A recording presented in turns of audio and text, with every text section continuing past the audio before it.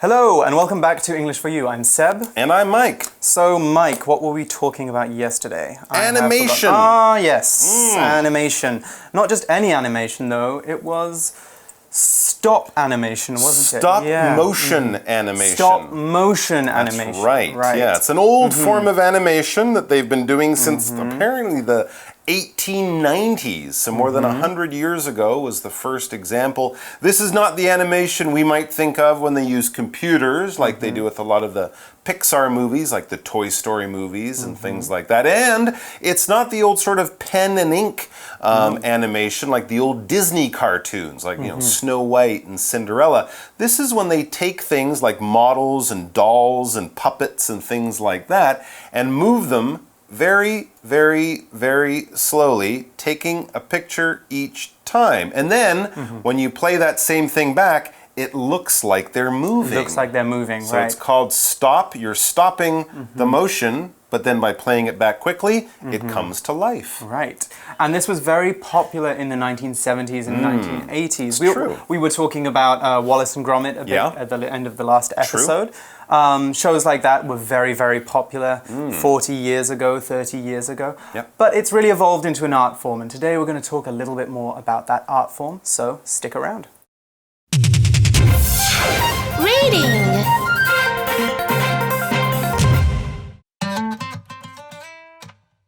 The magic of stop-motion animation. There are various methods to create different kinds of movement in stop-motion animation. Two of these are cutout animation and clay animation. These techniques are both simple ideas, but take many hours of work and careful preparation to complete. Cutout animation uses flat objects cut from paper or photographs. Each moving part, like an arm or leg, is connected by a joint. These are positioned again and again to tell a story by showing movement between frames.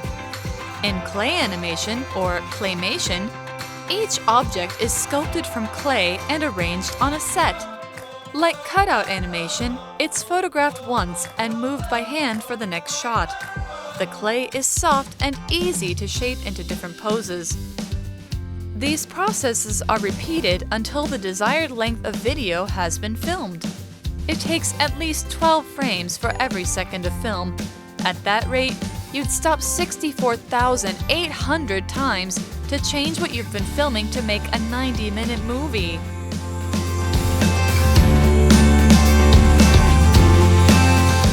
So, our Day 2 article begins like this. There are various methods to create different kinds of movement in stop-motion animation.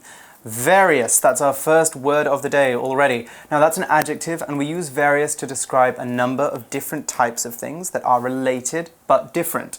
So when we see various methods in the article, we are saying that there are many different methods of creating different kinds of movement. So we could also say this school offers various language classes. So French, Spanish, Italian, they're all languages. They're not the same language. No, different language. So various language classes. Or I could say this jacket comes in various colors. So different, black, red, blue, well, you get it. That's right. Similar words to various, we could talk about something that is diverse. That means it has lots of different things which are all a little bit different. So a lot of variety, very diverse. This city is home to many diverse types of architecture, for example.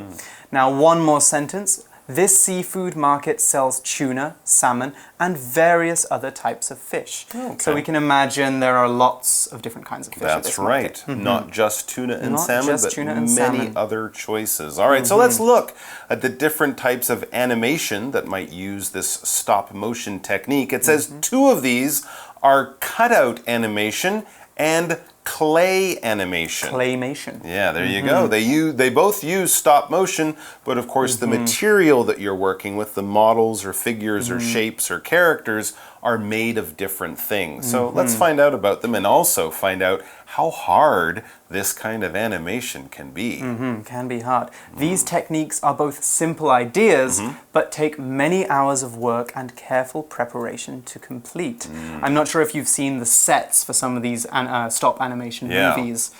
Stop motion animation movies like Wallace and Gromit. They have these huge you know, mansions and landscapes and all these tiny figures. Yeah, it's like an amazing dollhouse sort of thing, and they move the characters around. And of course, the cutout animation, if anyone's ever seen that South Park TV show, right? That was popular, right, of course, using little paper shapes and paper dolls, but bringing them to life using stop motion. But however you're doing it, whatever you're doing, and in fact, in all kinds of filmmaking, not just animation, preparation is very, very important. It's important in lots of other things in life too, because preparation, this noun, is basically the noun form of being prepared. If you prepare for something, you get ready for something, all right? So people might prepare for a trip by learning about where they're going, packing their bag, getting their money, making sure they have a passport, you know, all those different things you do so that you don't forget things, so your holiday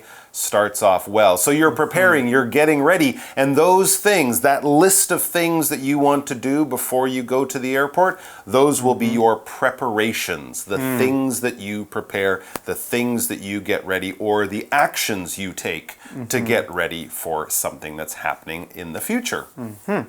So we have our next line of the article. Cutout animation uses flat objects cut from paper or photographs. That's just what you were saying. Yeah, there you go. And each moving part, like an arm or leg, is connected by a joint. Right, we were talking about that last episode. The points on the model where we can move everything. There you go. Our joints. Right, but we also have the word connect there. So let's check that out now.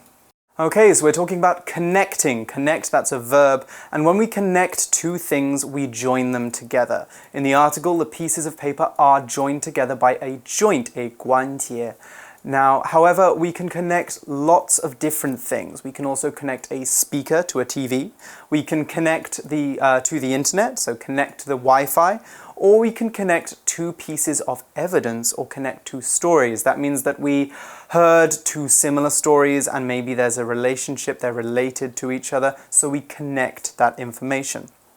We can also connect with other people. That means we share a connection, we have a good conversation with them, or we feel like they understand us. Now, what happens when we're done connecting something? Well, we can separate it, we can take it apart, or we can divide it, which means to cut something into equal pieces, or to separate something into equal pieces and share them out.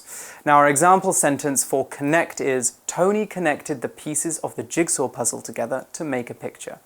So, how does this work? These are positioned again and again to tell a story by showing movement between frames.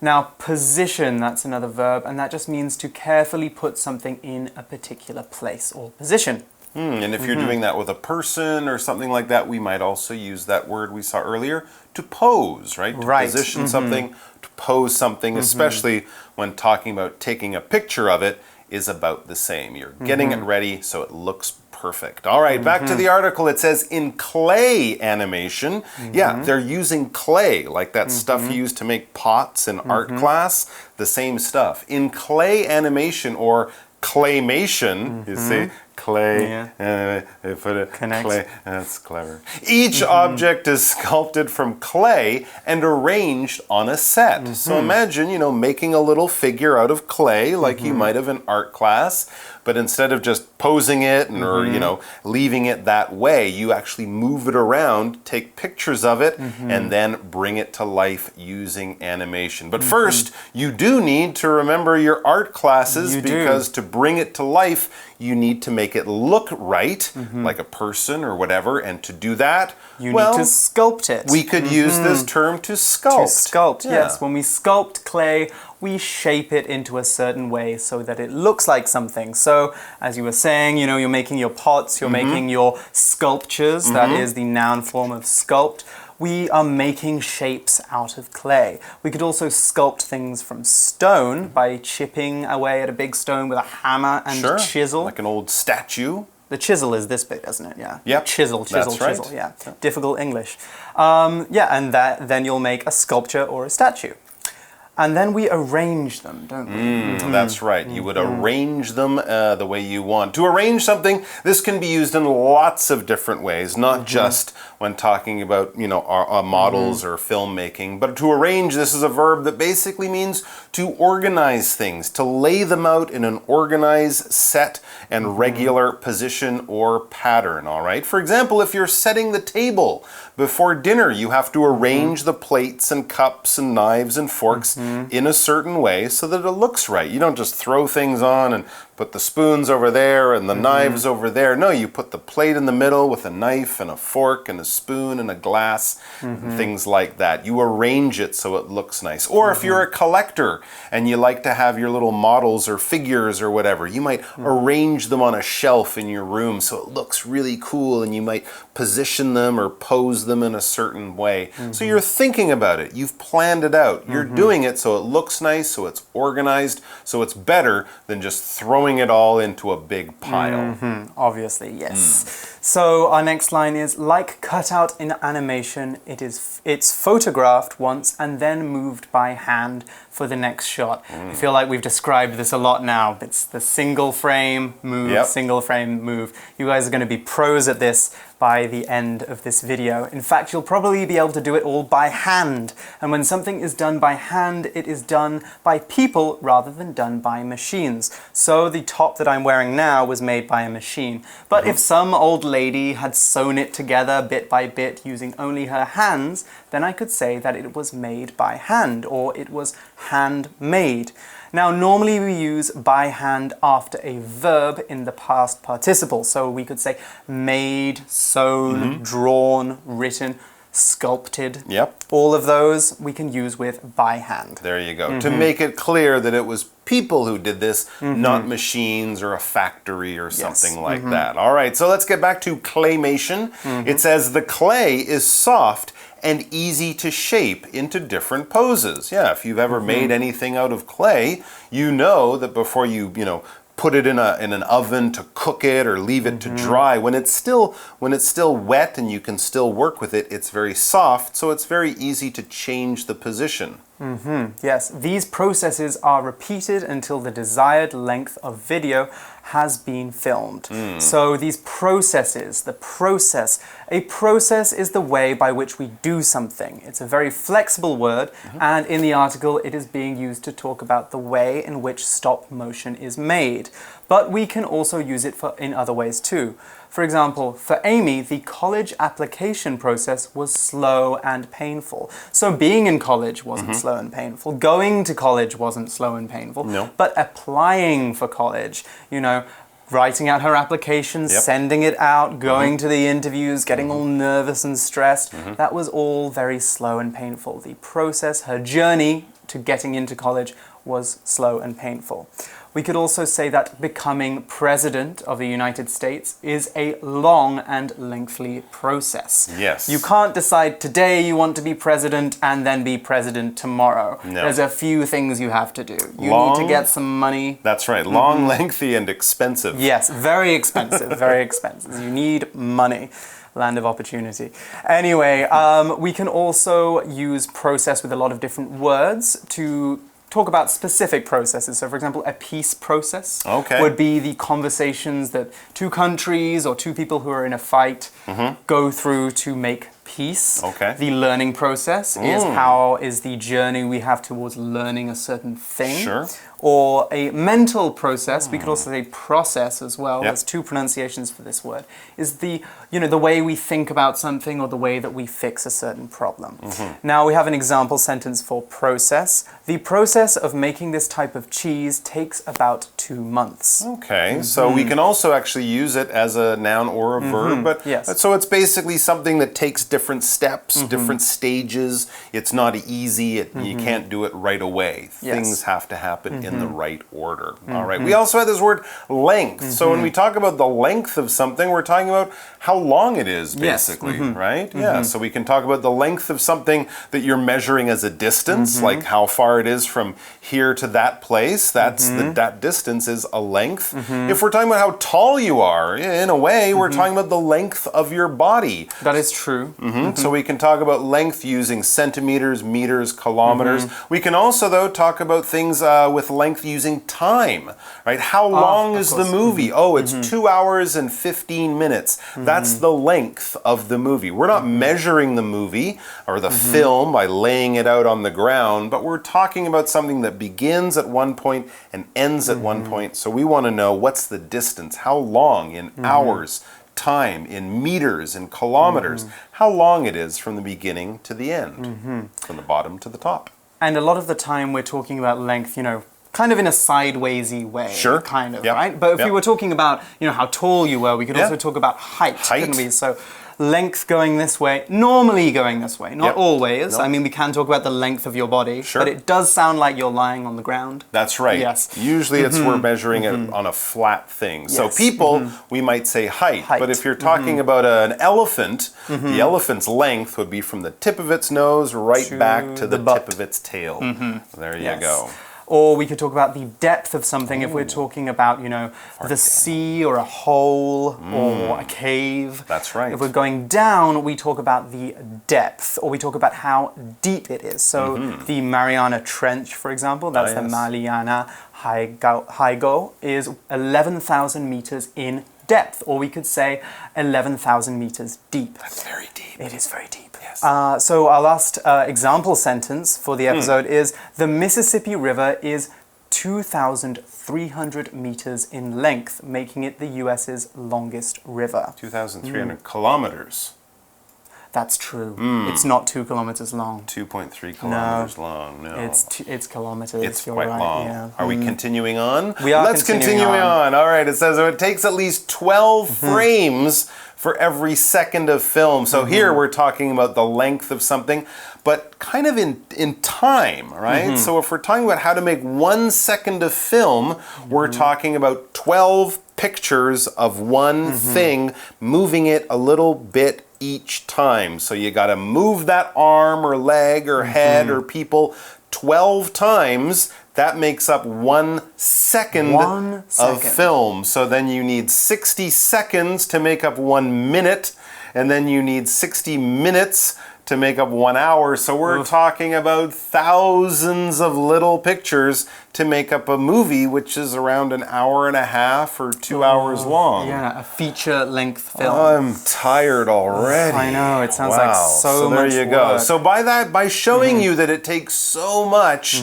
to produce just a little bit, all right, we often use this term at least this amount. So that's the smallest amount that would be okay in order to do something, in order to be successful. You can have more, but this is the lowest level. You know, often, for example, in a movie that's a little bit scary, they might say you need to be at least 12 years old to go and see this movie. There's fighting in it or something scary that little kids might not like. But if you're 12, that's the lowest age, or 13, 14, anything above it is okay, but this is the lowest number at which it is okay.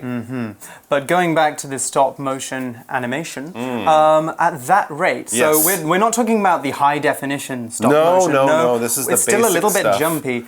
At that rate, you would stop 64,800 times to change what you've been filming into to make a 90-minute movie. Wow. That is a lot of work. That is a lot of work time, just a to lot make a of moving feature-length film. little things there. So that's amazing. I mean, and imagine you'd also have to change where things were, change the sets, move the camera around. So it would take obviously months and months, and maybe even years and years to make a movie like this. Well, while we're thinking about that, let's cut for a grammar point because I got a headache. And in that last sentence, the interesting grammar was, you've been filming, talking about you had to change these things for the movie that you've been filming, all right? Now that is the present perfect progressive tense. That's a very long and complicated grammar-y sounding word, isn't it? Yes, it is, but this is a tense that we don't use that often. Basically, we're talking about something that we started in the past, we have been continuing to do for a long time, and we will continue to do it in the future, but we're just talking about how long we have been doing it since we started up until now, all right? So for example, if you notice that your friend has spent the whole day studying and hasn't had any time for a break, you might say, hey, you've been studying since 9 o'clock this morning. Shouldn't you stop for a break? All right, so we noticed when the action started, it continued all that time. It's still continuing now and probably will into the future, but we're just referencing, we're just talking about it, we're just noticing or commenting on it at this moment, all right? So someone else might say, hey, I think you should enter a singing contest. You've been taking singing classes for 5 years. You're still doing it. You started back then. It's something that is still going on. So that's why we're commenting on it, noticing when it started, that it's continuing, and it will continue into the future, but we're talking about how long it's been going up until now, up until this point. All right, now it's time for our chat question. So let's do that.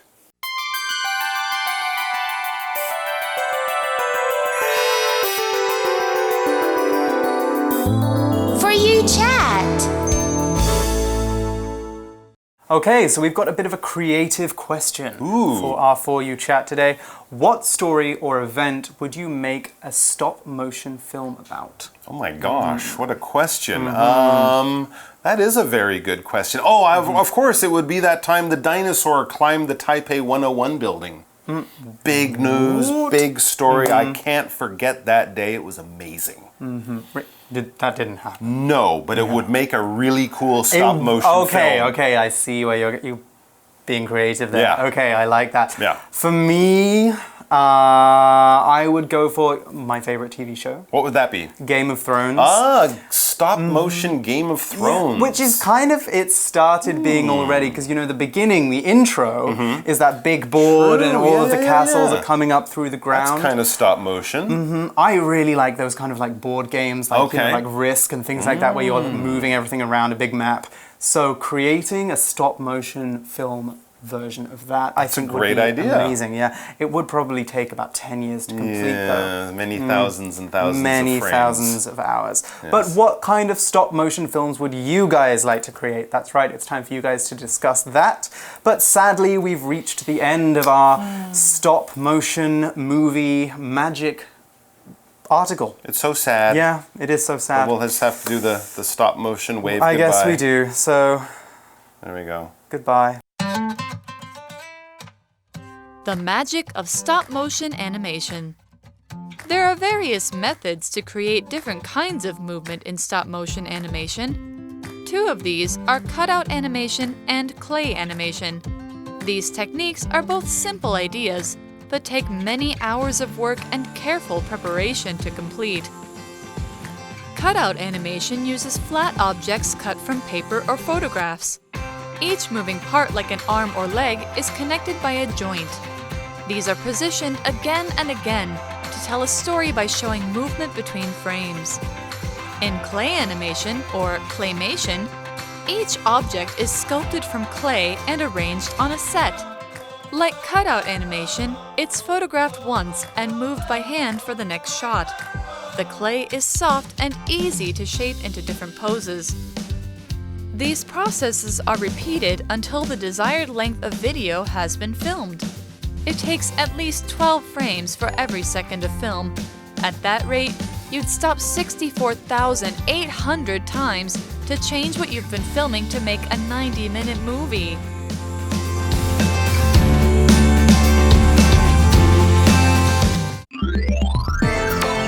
Vocabulary Review. Various. This store sells various kinds of art supplies, including paint, pens, and ink. Preparation. The more preparation you do before this important exam, the better. Connect. The rooms on each floor of the hotel are connected by a long passage. Arrange. The shop worker arranged the items to make them look more attractive to customers. Process. Liz always finds the process of packing for a vacation difficult. Length. Ian measured the length of his bed so he could buy the right size sheets for it. 智慧小补帖 Sculpt.